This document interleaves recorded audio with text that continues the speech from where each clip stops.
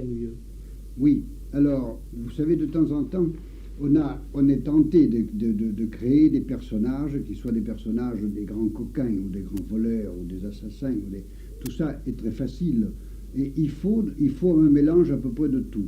Alors, dans les romans dont vous avez parlé, dans les précédents romans, il y a malgré tout des personnages qui ont quand même des défauts, qui ont des défauts de jalousie, qui ont des défauts de haine particulière, mais qui sont, qui sont des petits défauts personnels. Il n'y a pas, ce ne sont pas des anges en réalité, ni les uns ni les autres. Mais en effet, j'avoue que j'étais plus tenté par créer des personnages qui aient beaucoup de qualités que des personnages qui aient des défauts. Maintenant, au contraire, je m'efforce de mettre dans chacun de mes romans un personnage qui est un personnage avec des défauts et très peu de qualités. Par exemple, dans Le chat sur le toit, notamment la population de Manosque, parce que Angelo arrive. Oui. À part Angelo, quelques personnes, tous semblent être lâches. Oui, eh bien ça c'est exprès, car le thème même du roman est celui-ci. C'est un personnage qui a tous les avantages sentimentaux d'un personnage avec des qualités, mis en présence de gens qui n'ont précisément pas ces qualités. Et au milieu d'événements qui exaspèrent les passions, évidemment, c'est le personnage du choléra. Le choléra est un événement qui augmente les passions des gens. Et si elles sont bonnes, ces passions sont augmentées dans le bon sens, c'est ce qui arrive à Angelo. Si elles sont mauvaises, elles sont exaspérées dans le mauvais sens, c'est ce qui arrive à la plupart de ceux qui sont confrontés à Angelo. Alors, dans le temps normal, les gens ils apparaissent comment alors? Eh bien, en temps normal, vous et moi, tous les personnages que nous voyons tout autour ont des passions. Ils en ont, mais ce sont des passions dont ils peuvent rester les maîtres, étant donné que rien ne les exaspère à côté. Mais lorsque nous sommes brusquement dans une période extraordinaire, une période où les gens normaux ont peur, serait-ce une épidémie, serait-ce une guerre, serait-ce une révolution, à ce moment-là, les passions qu'on possède s'exaspèrent. Qu'elles soient de bonnes passions ou des mauvaises passions, elles s'exaspèrent les unes et les autres. J'ai une question aujourd'hui. La source d'Angelo, comment vous avez pris le type qui est Angelo? Oui, il n'y a pas de source, n'est-ce pas? Tout ça, tous ces personnages sont inventés. Alors, la source peut être très lointaine, elle peut ne pas avoir de rapport précisément avec ce qui est inventé par la suite.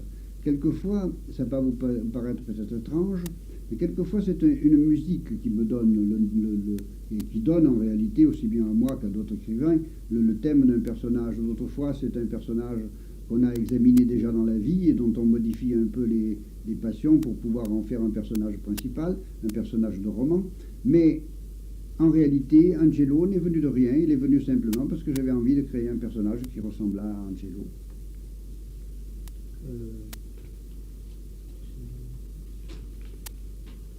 Dans le bonheur fou,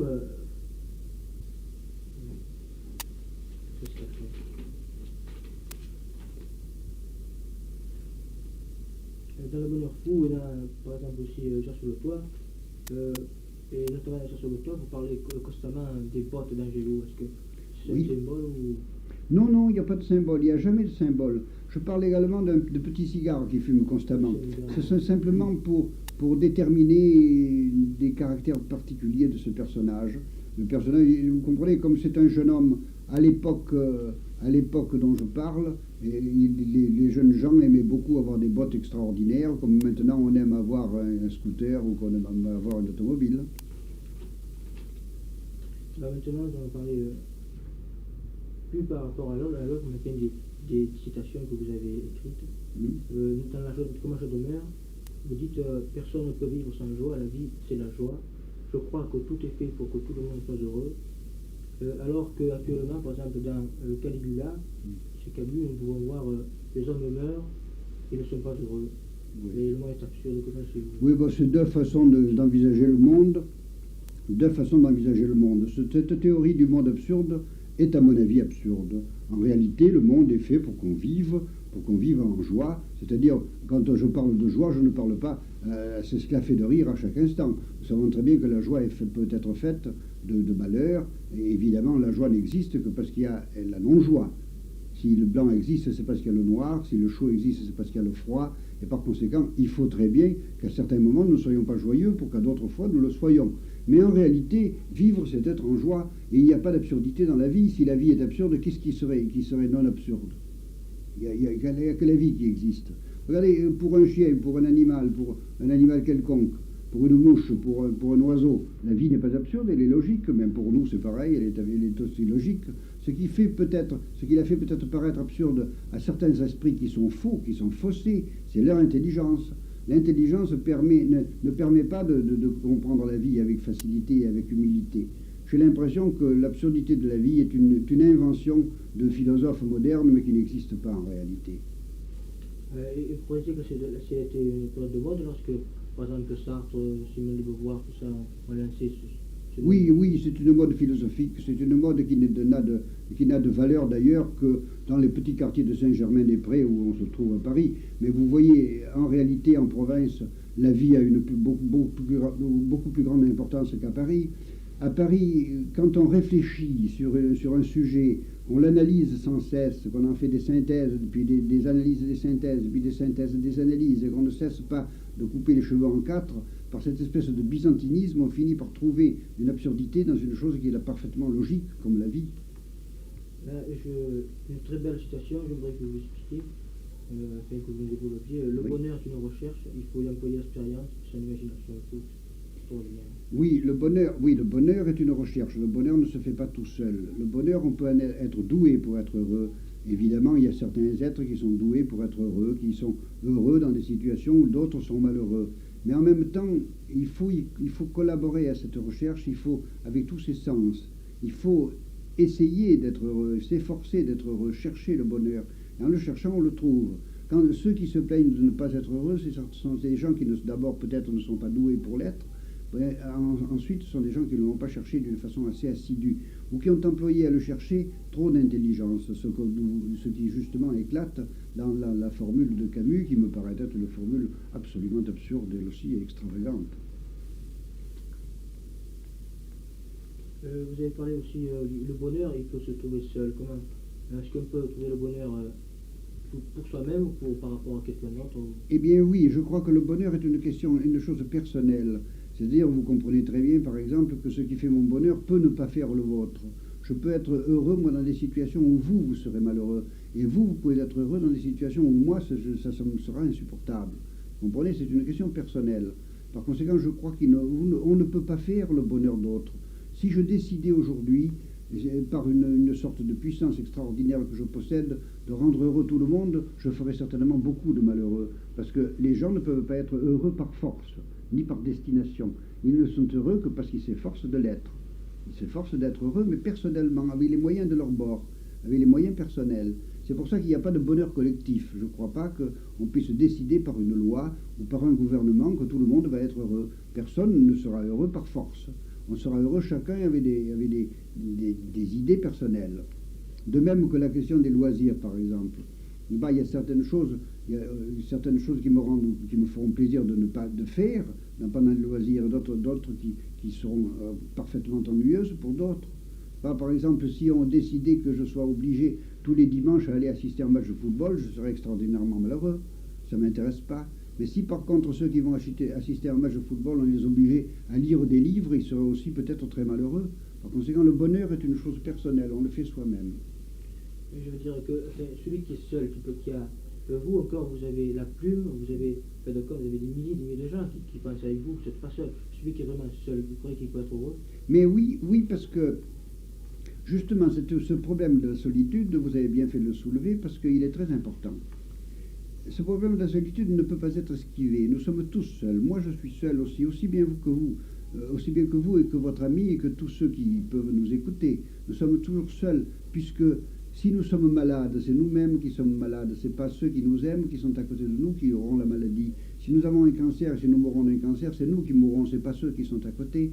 Nous sommes toujours seuls, même avec ceux que nous aimons le plus. Seulement cette solitude, il faut l'accepter tout simplement et savoir que nous sommes seuls, que nous n'avons de rapport avec les autres que par des moyens de fortune, par exemple la parole, qui sont, vous savez, avant, si nous analysons la parole, il a fallu que nous nous mettions d'accord sur certaines valeurs de mots pour que ça puisse s'échanger. Et c'est si vrai que si par exemple, au lieu d'un Français qui soit en train de vous parler, c'était un Allemand par exemple, vous ne pourriez pas comprendre très bien ce qu'il dit sans connaître l'allemand, puisque vous ne seriez pas d'accord sur la valeur du mot. Par conséquent, lorsque vous êtes en présence de quelqu'un qui ne parle pas votre langue, vous avez l'impression d'une solitude encore beaucoup plus grande. Donc, cette parole qui permet justement de nous toucher les uns et les autres, ça n'est qu'un truc, ça n'est qu'un procédé. Mais en réalité, nous sommes très seuls. Nous sommes seuls, il faut simplement l'accepter, c'est la condition humaine. Et il y a deux choses dont nous soyons certains, dont nous sommes certains, sans aucune crainte, nous pouvons faire fond sur cette certitude. C'est que nous sommes seuls et que nous mourrons. Ça, c'est sûr. Rien d'autre n'est sûr dans la vie. Rien d'autre. Mais la certitude, c'est que nous mourrons, par exemple. Nous sommes sûrs de mourir. Vous et moi, nous sommes sûrs qu'à un moment donné, il faudra que nous mourions. Eh bien, il faut compter avec cette certitude. Ça n'est pas pour autant que la vie sera absurde ou mauvaise. Elle est comme ça. C'est fait de telle façon. Par conséquent, nous n'avons qu'à l'accepter. Une fois que c'est accepté, tout est libre. Nous sommes libres d'accepter, mais il faut avoir le courage d'accepter sa solitude et la certitude de sa mort. Il y a certains philosophes qui disent que vu que l'homme est né de la mère, par exemple, oui. Au départ, il n'est pas seul, pourtant. Comment? Lorsque la mère et l'enfant, ils ne sont pas seuls. La mère et l'enfant sont seuls quand même, vous savez, dès que l'enfant est coupé du cordon ombilical et qu'il est devenu une personnalité séparée de la mère, il commence son régime de solitude. Car cet enfant, il aura beau être aimé parfaitement bien par sa mère et d'une façon désintéressée, s'il souffre, s'il est malade et s'il meurt, il sera obligé de mourir. Il est seul avec son destin. Le destin des hommes sont des destins particuliers, ce ne sont pas des destins généraux. Nous avons depuis un certain nombre d'années, nous nous sommes trompés sur la valeur des choses. Et on nous a politiquement trompés en croyant que nous étions une masse, en organisant, en croyant que nous étions que nous pouvions constituer une masse. Mais la masse est constituée d'individus qui sont seuls les uns par rapport aux autres. On ne les contraint à cette promiscuité et à ce semblant, à cette fausse communauté que par la force. En réalité, quand ils sont libres, ils se dissocient. Dans un documentaire de jeunes, là j'ai vu il y a quelque temps déjà, quel est le danger de la jeunesse? Et vous dites la science. Oui, c'est un danger qui ne menace pas seulement que la jeunesse, qui menace tout le monde. Je crois que l'intrusion de la science dans la vie des hommes est mauvaise. J'ai l'impression qu'on est beaucoup plus heureux quand on est humble devant la vie que quand on en cherche les raisons. Quand on cherche, et la science, de notre côté, est toujours portée vers des phénomènes de destruction plutôt que des phénomènes de construction. Vous voyez maintenant, par exemple, la science est portée vers des phénomènes qu'on utilise pendant les guerres, qui sont des choses qui nous effraient, les bombes atomiques, les fusées, les explosifs, qui sont devenus 100 milliards de fois plus forts que ceux qu'on avait il y a seulement 50 ans. Par conséquent, cette science, à mon avis, est mauvaise. Le bien que fait la science est minuscule à côté du mal qu'elle fait. Évidemment, elle découvre parfois des remèdes, il y a certains savants qui découvrent parfois des remèdes à certaines maladies atroces. Alors là, dans ce cas-là, elle fait du bien, mais en comparaison du mal qu'elle fait, elle fait beaucoup plus de mal que de bien. Il y a un exemple de triomphe, refus de l'obéissance. Oui. Vous dites la guerre en 14 c'était atroce. Mais il y en a qui disent que les hommes ont toujours voulu se battre. Est-ce que c'est vrai ou non? Oui, c'est vrai, parce qu'à un moment donné, j'ai cru, à ce moment-là précisément, j'ai cru que la guerre était un phénomène politique. Alors, contre un phénomène politique, on peut lutter. Mais j'ai l'impression, malheureusement, que la guerre doit être, et il y a beaucoup de gens qui pensent comme moi, notamment le philosophe Gaston Boutoul, et qui d'ailleurs a créé toute une théorie à ce sujet. Je crois que la guerre est un phénomène démographique, c'est-à-dire que chaque fois que le nombre de gens augmente, de grandes sortes d'équilibre naturel le ramènent à une sorte d'un étiage plus bas. C'est-à-dire que nous avons domestiqué les grandes épidémies, comme le choléra, comme le choléra morbus, comme la peste. Maintenant, nous avons des remèdes contre ces maladies qui détruisaient beaucoup de gens. Alors, je crois que pour rétablir l'équilibre, quand nous sommes trop nombreux, automatiquement les guerres se déclenchent.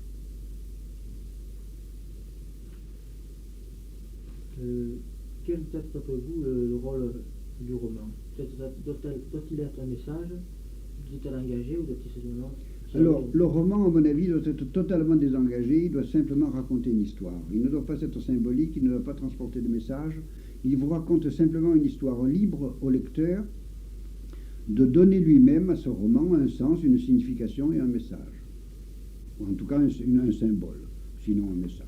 Mais il n'y a pas de message. Et le roman ne doit pas être jamais engagé. Il ne doit jamais prouver quelque chose, le roman. Il doit simplement raconter une histoire. Depuis 1950 à peu près, on parle de l'anti-roman. Alors, j'ai pris une préface là de... Le quoi? De l'anti-roman. L'anti-roman, oui.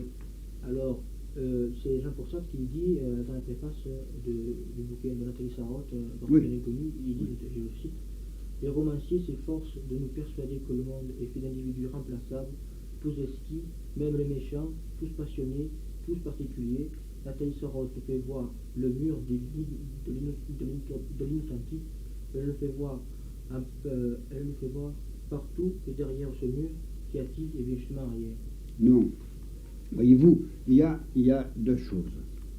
Il y a un grand auteur autrichien qui s'appelle Musil, qui a écrit et qui a essayé d'écrire un roman qui serait l'anti-roman, c'est-à-dire un roman dans lequel il ne se passerait rien. Alors on voit très bien c'est un roman énorme, c'est un roman en 4 ou 5 gros volumes, et on voit pendant le premier volume, en effet, qu'il s'efforce d'écrire un roman dans lequel il ne se passe rien. Dans le second volume, on voit qu'il est un peu déjà entrepris au bout de la course, et dans le troisième volume, il écrit tout simplement un roman traditionnel comme tout le monde. Les romans de Nathalie Sarraute qui s'imaginent être des anti-romans ne sont pas des anti-romans, ce sont des romans comme les autres, tout simplement. Maintenant ils sont un peu plus ennuyeux que d'autres, voilà tout. Et alors, en fait, si eux, ils n'ont pas, c'est faux ce qu'ils font, alors vous êtes peut-être le dernier romancier qui nous reste. Non, je ne crois pas d'être le dernier romancier. Il y en a des quantités d'autres encore, et puis il y en a d'autres en substance encore qui doivent venir.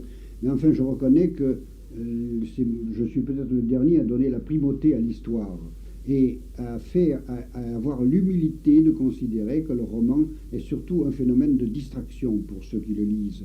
Je ne cherche pas à convaincre, voyez-vous. Je ne cherche pas à convaincre parce que je n'ai aucun intérêt à convaincre. Je n'ai d'intérêt qu'à raconter l'histoire et à savoir si elle distrait ou si elle amuse.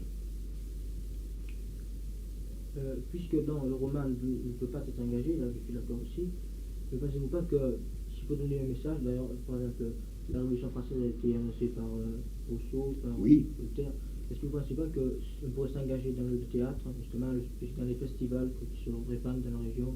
Oui, évidemment, on cherche à faire, c'est pareil comme pour le roman, on cherche à créer un théâtre engagé comme on a essayé de créer une littérature engagée. Mais en réalité, nous prenons énormément de plaisir à des pièces de théâtre qui ne sont pas engagées du tout et qui nous distraient simplement. Moi, je prends en réalité beaucoup plus de plaisir lorsque je vois une pièce de théâtre qui m'intéresse d'abord par sa langue, par sa qualité de style, et puis qui m'intéresse aussi par le déroulement du drame. Le reste, la métaphysique que ça apporte, c'est minuscule à mon avis.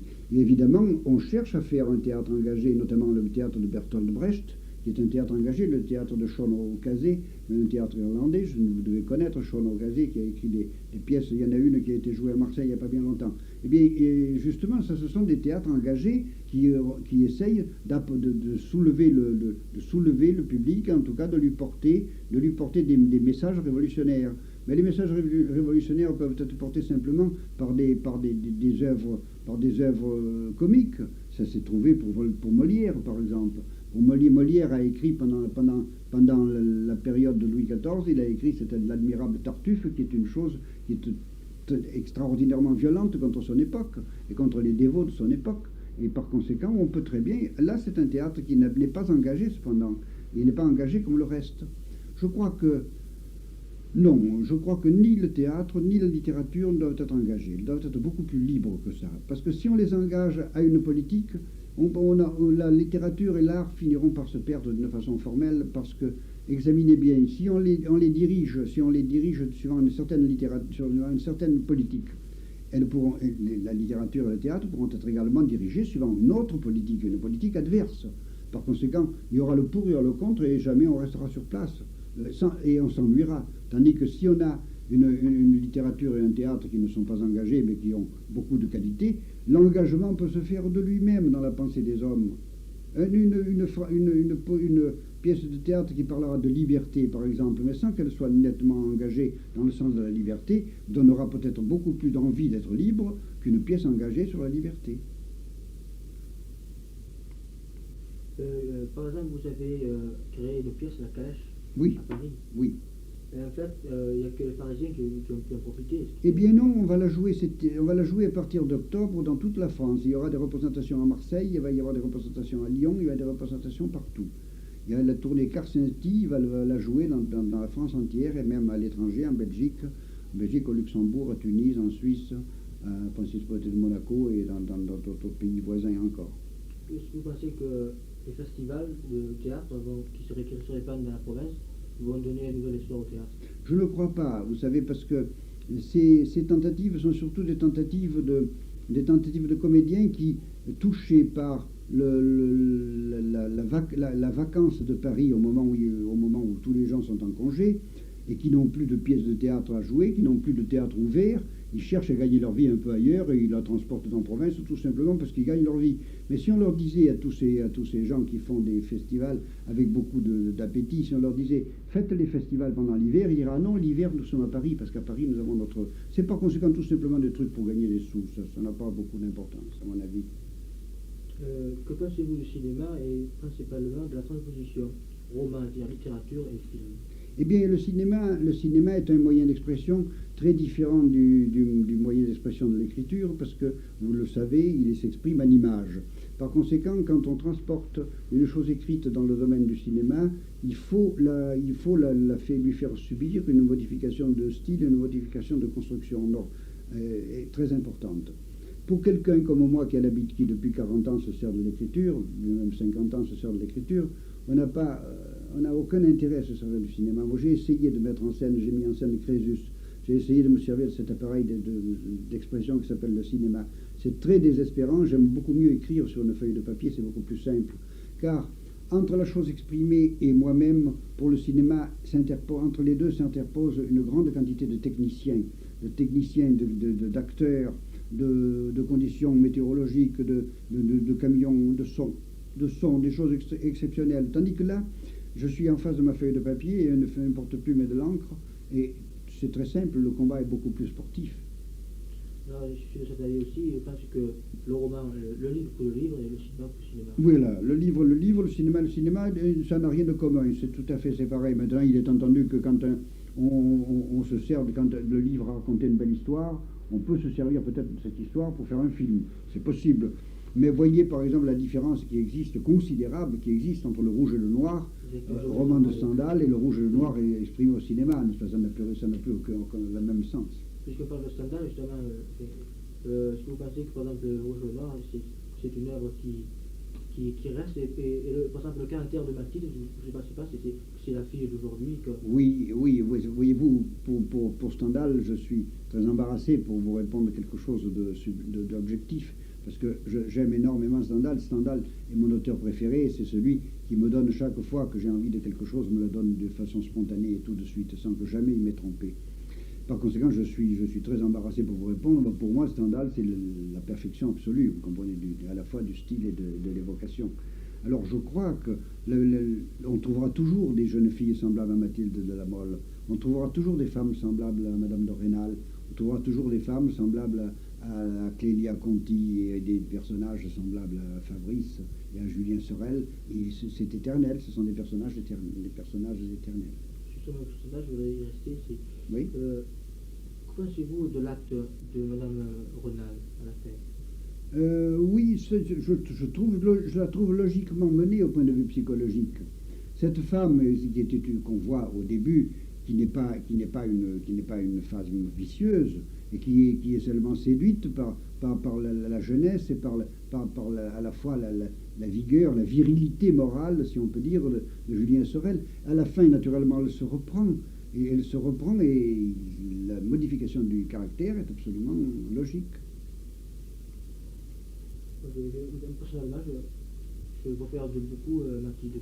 Ah oui, bien sûr, elle touche beaucoup plus. Voilà, ça c'est une querelle de génération que nous faisons là, ou plutôt une différence de génération. Il est incontestable que moi aussi, quand j'avais votre âge, je préférais même Mademoiselle de la Mole. Mais je préfère Madame de Rênal maintenant parce que je trouve qu'il y a beaucoup plus de tendresse dans son amour. Elle est beaucoup plus sensible, elle est beaucoup plus proche de ce qu'un homme de mon âge demande à l'amour. Je reviens sur le cinéma. Est-ce que des personnes ont dit que vous voulez tourner un film avec le char sur le toit? Oui, ce sont des le point d'acheter le hussard sur le toit pour en faire un film. Vous savez que on ne fait pas ce qu'on veut dans ce domaine. Je ne peux pas, moi, tourner un film comme le hussard sur le toit, ça demande 1 milliard au moins, près d'1 milliard. Et 1 milliard, ça ne se trouve pas facilement en France pour tourner un film. Il faut s'adresser à des producteurs qui sont plus riches que nous, c'est-à-dire les producteurs américains. Alors les Américains sont nous sommes en pourparlers pour la vente des droits. Alors naturellement, ce sont les Américains qui feront le film. Peut-être probablement en coproduction avec les Italiens, parce que les Italiens peuvent fournir un personnage qui sera le personnage d'Angelo. En général, lorsque les Américains font des adaptations au cinéma, même d'ouvrages français, ils ne respectent pas exactement la construction. Oui. Est-ce que vous permettrez, vous, que... Eh bien, écoutez, ce n'est pas une question de permission. Évidemment, tout ce que je peux demander au moment où on traite l'affaire, c'est que je sois chargé moi-même de faire cette adaptation, par conséquent, avec le moins de chances de me trahir possible. Mais de toute façon, il faut modifier le récit, il faut le construire d'une autre façon. Et dans les contrats qu'on signe, on signe l'obligation de ces modifications. On signe un contrat dans lequel il est dit que pour les besoins de la mise en scène du cinéma, on pourra le modifier comme on voudra. Et on est obligé de signer ça, parce que si on ne le signe pas, c'est pas possible de faire le film tel que le livre a été écrit. Alors, tout ce que je peux faire, c'est demander à faire moi-même l'adaptation. C'est de la chance, si on me l'accorde, c'est une chance pour que je sois moins trahi. Mais malgré tout, je dis moins trahi, non pas parce que je me trahirai moi-même, mais parce que même dans l'interprétation que le metteur en scène donnera à l'adaptation que j'aurai faite, on peut trahir tout à fait encore le film, on peut mettre encore les choses qui deviennent encore beaucoup plus différentes. Même en le surveillant de très près, sera tel que je le désirerai. Est-ce que vous avez il est coutume de savoir que Jean Genot a des romans de ce tiroir? Oui. Vous avez beaucoup? Oui, ben écoutez, regardez vous-même, tenez, il y a tout ça, il y en a 15 là. Oui, il y a tout ça. Il y a tout ça, je suis en train de finir celui-ci pour qu'il paraîtra dans le courant de l'année prochaine. Oui, il y en a à peu près une quinzaine. Encore oui, bien sûr. Alors, puisque, quand vous demandez l'horaire d'une journée de travail. Oui, alors l'horaire d'une journée de travail est un peu modifié depuis ces derniers temps, depuis les dernières années, car avec l'âge sont venues certaines infirmités, et notamment j'ai eu quelques petits ennuis cardiaques. Alors je me suis obligé de faire le matin des grasses matinées un peu longues, ce qui fait qu'avant je me levais à 7 heures, maintenant je me lève à 10 heures. Par conséquent, je ne peux plus vous dire que je travaille depuis le matin jusqu'au soir. Mais je profite de ce que je suis dans mon lit quand même jusqu'à 10 heures pour travailler, c'est-à-dire je travaille à la construction du livre avec des carnets autour de moi et des notes, je prends des notes et j'organise. Je commence déjà à travailler par conséquent assez tôt, mais de coucher. Puis je viens à mon bureau vers les 10 heures du matin et je fais quelques petits travaux annexes en attendant l'arrivée du courrier. Je fais le courrier jusqu'à midi et puis après-midi, je travaille tout l'après-midi jusqu'à vers les 7 heures du soir. Avec entrecoupé de lecture, entrecoupé de petites sorties, de petites promenades dans mon jardin, de petites récréations, pour ne pas rester assis à ma table pendant 5 à 6 heures d'affilée. Est-ce que le nouveau roman, ils sont dans la forme d'Angelo ou Les romans, attendez une seconde, vous pouvez l'arrêter. Entrez. Les prochains romans, il y en aura un qui terminera Angelo, qui sera intitulé Pauline, qui sera la fin du cycle du Hussard. Et puis alors les autres romans, non, il y en a un qui sera la suite, presque la suite, sinon la suite en tout cas, un des personnages de ce roman sera dans le suivant, c'est le dernier qui est apparu d'un Cavalier de l'Orage, il y a un personnage qui s'appelle Clé des Cœurs. Et bien dans le prochain, dans celui qui paraîtra l'année prochaine, qui est là, que je vous ai montré, il y aura ce personnage de Clé des Cœurs deviendra le personnage principal. J'ai vu dans le Figaro il y a 6 mois que vous avez fait un roman là, qui se cadarache que quelqu'un, un personnage se retrouvait avec un Sirius. Ah oui, ça c'est un autre roman. C'est un autre roman parce que j'en écris plusieurs à la fois. En effet, il y a un roman dans lequel je prendrai le problème, j'essayerai d'exprimer le problème moderne des grandes usines atomiques et même des grandes usines de raffinerie de pétrole comme celle de Shell-Bear. Alors ça, celui-là, c'est un roman un peu spécial. Je crois que je vais l'exprimer d'ailleurs dans Un monde et compagnie, celui qui sera l'année prochaine. Il y aura une partie qui exprimera cette chose-là.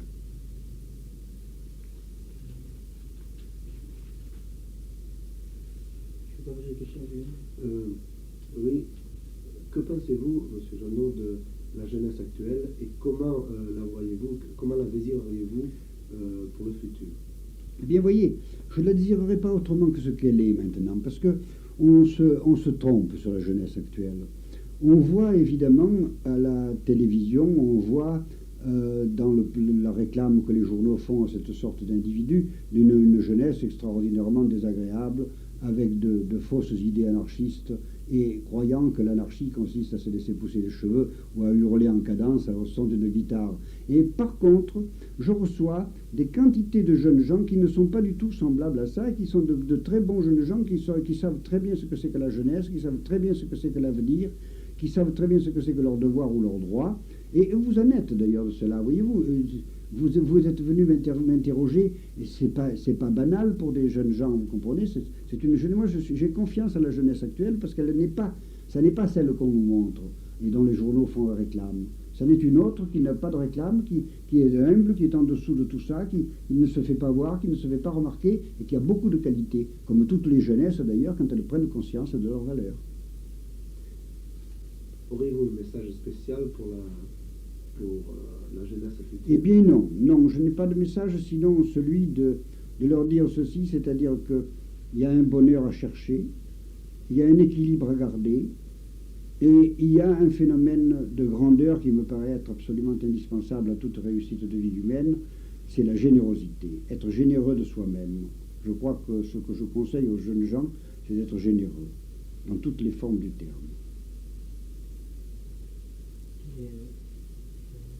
De partout, on parle de génération d'avant, génération d'après-guerre. Est-ce que vous y croyez, vous, génération, ou c'est Non, je crois que toutes les générations, et d'ailleurs quand on lit l'histoire de France, ou quand on lit les histoires générales de l'humanité, on s'aperçoit qu'à chaque époque, on a dit, oh, notre époque est meilleure ou plus mauvaise que les précédentes, notre jeunesse est pervertie ou elle n'est pas pervertie. En réalité, la jeunesse a toujours été semblable à elle-même, les générations sont toujours semblables à elles-mêmes. Moi, je vois maintenant, quand je vous regarde, par exemple, c'est exactement ce que nous faisions, nous, dans notre jeunesse, ici à Manosque, que nous essayions de créer aussi un petit journal. Il n'y avait pas d'aide de l'État pour faire des maisons de la culture, mais nous nous étions réunis dans une sorte de club qu'on appelait l'Artistic Club.